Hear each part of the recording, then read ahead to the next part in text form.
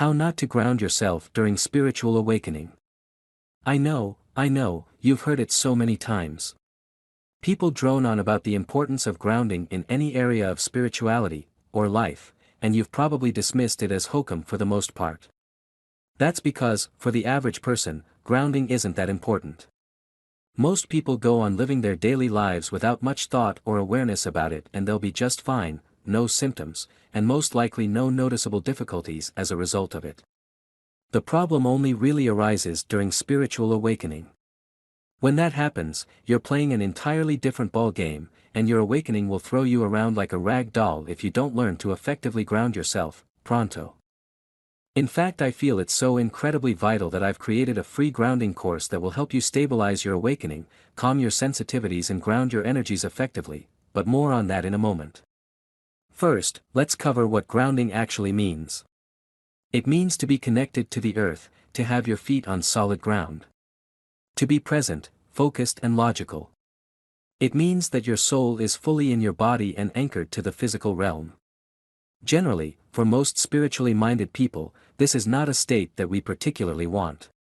Instead, we pride ourselves in being able to escape that groundedness, to gravitate to higher planes, connect with creative force. Universal energy and divinity. Sages have been doing it throughout the ages, and we've become seekers of the exact same elusive experience.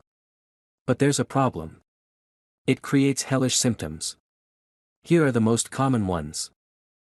Dizziness, feeling spaced out, lightheaded or dreamy, forgetfulness, clumsiness or lack of attention, unable to sleep deeply, tossing and turning or feeling supercharged. Feeling generally unwell, tired, lethargic or under the weather, unable to focus, dazing or daydreaming, high physical sensitivity, sensitive to sound, light, foods, temperatures etc.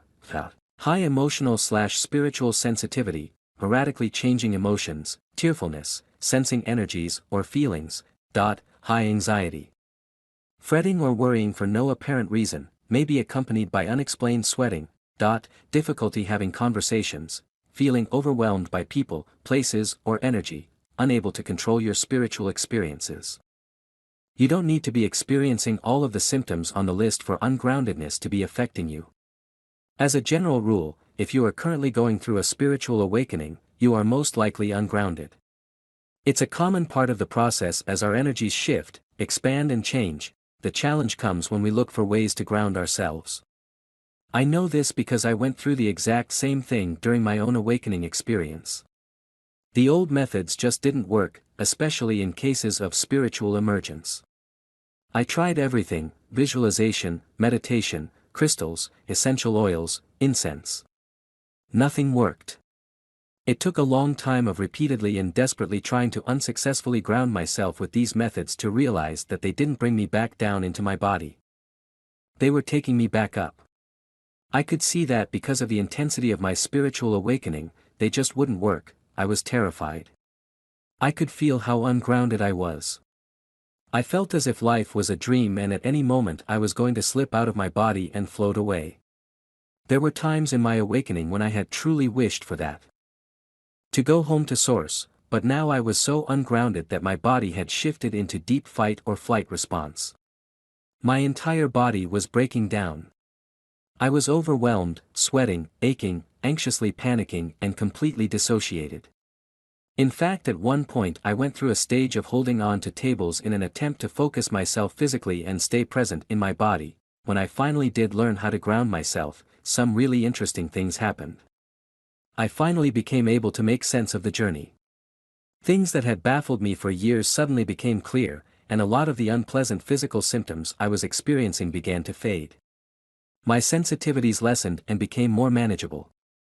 I gained more control of my spiritual experiences, and my gifts and powerful insights from the awakening became realized. This meant that I could finally identify key things that I had been taught as a result of awakening and share them with the world. My experience took me to a crisis. It was awful.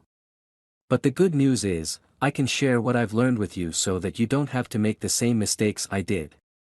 I learned that the traditional ways of grounding are not effective for such heightened experiences, and when I learned what didn't work, it taught me what did. In fact, I created a free 5-day e-course to share what I've learned and teach you how to effectively ground yourself in the exact same way.